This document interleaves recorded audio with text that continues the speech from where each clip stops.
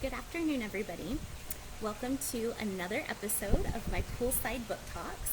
It is such a beautiful day here. I am excited to be here talking books with you.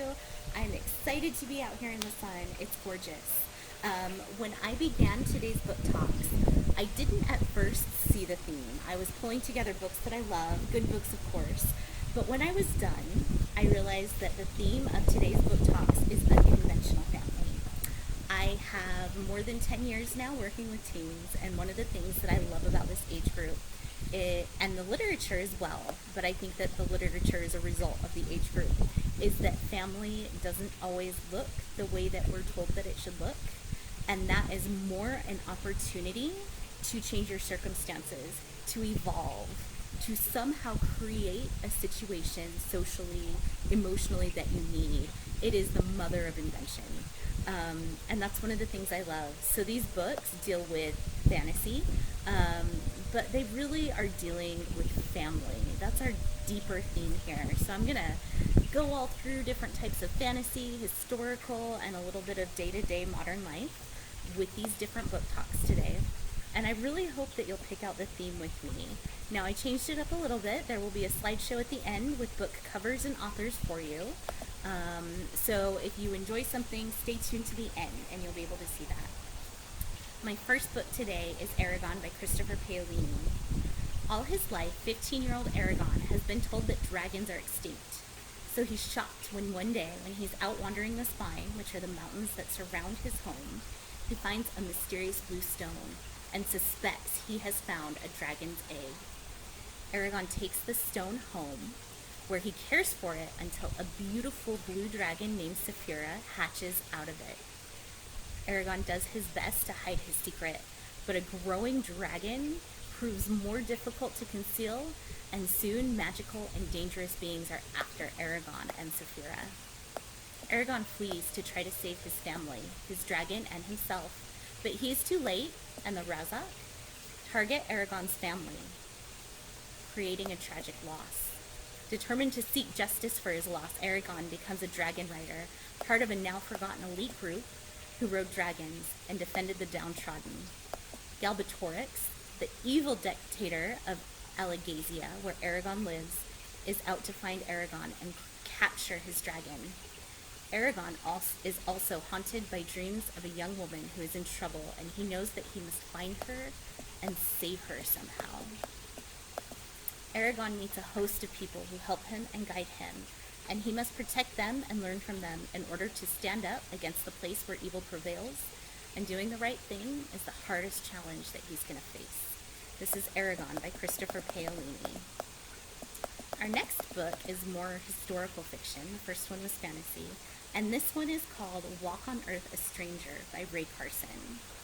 Lee Westfall lives in a time when North America's West is still wild and untamed. It is a rough place.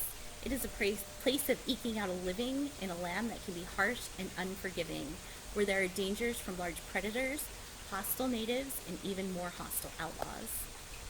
More than anything, Lee wants to go to California, where the gold rush dominates every piece of news that comes her way. She knows that the journey is perilous, but Lee has a unique ability. She can sense the presence of gold. Despite her best efforts to hide this secretly, it comes out, and the worst kind of people come after Lee because she is an asset. They can make a lot of money from somebody that can sense gold. Lee realizes quickly that her best chance is to leave her family and hide herself in the swarming crowds of California, where hopefully she can make her money and make it safely. Armed with a ragtag team of people, Lee and her acquaintances face the dangers of their migration to California. They will navigate many disasters before they reach their destination, including having to stay one step ahead of the people who want to use Lee's ability with no concern over how to get her to cooperate with them or her personal safety. The world she lives in is far removed from the home where she grew up, and while Lee seeks her place under the sun, she often feels like she will never find the destiny she so desperately seeks.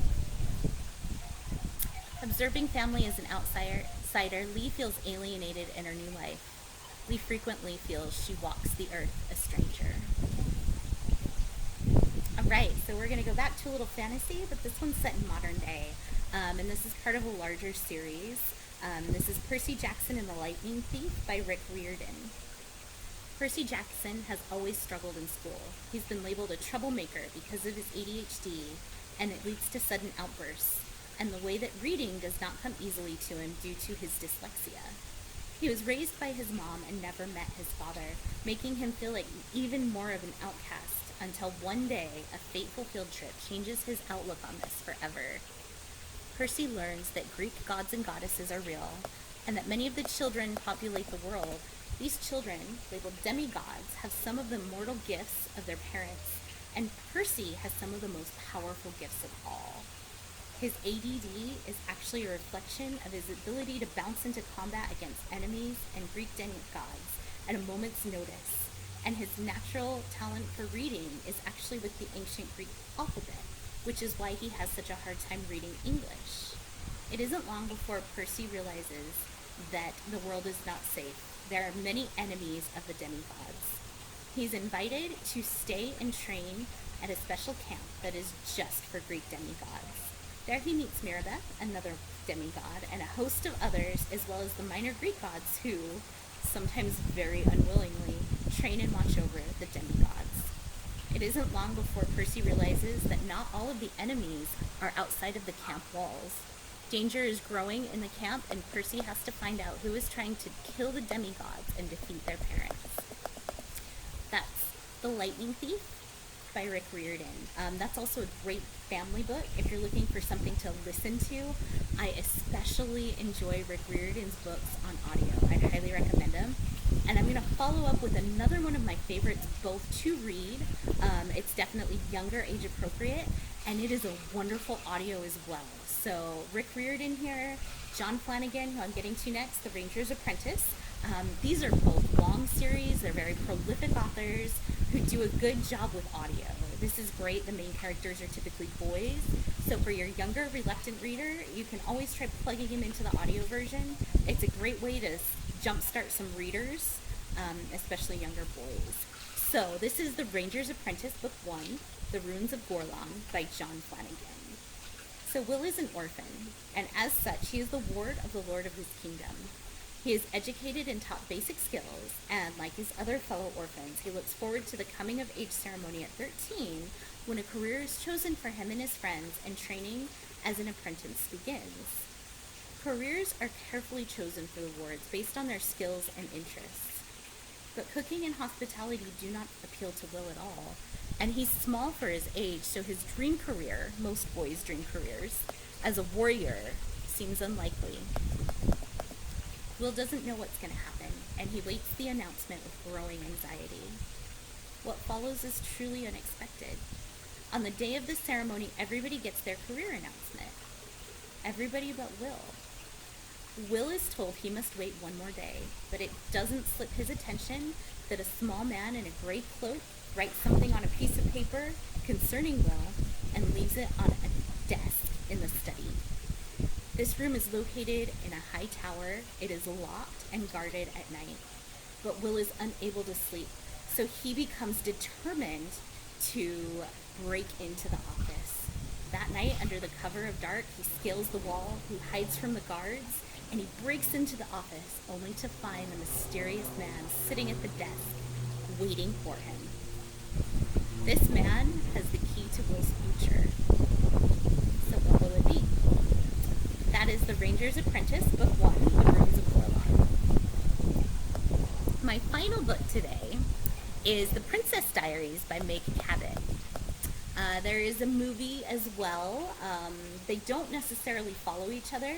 This was another delightful audiobook. I believe Anne Hathaway, the actress, reads it, and it is a lot of fun. So this is The Princess Diaries by Meg Cabot.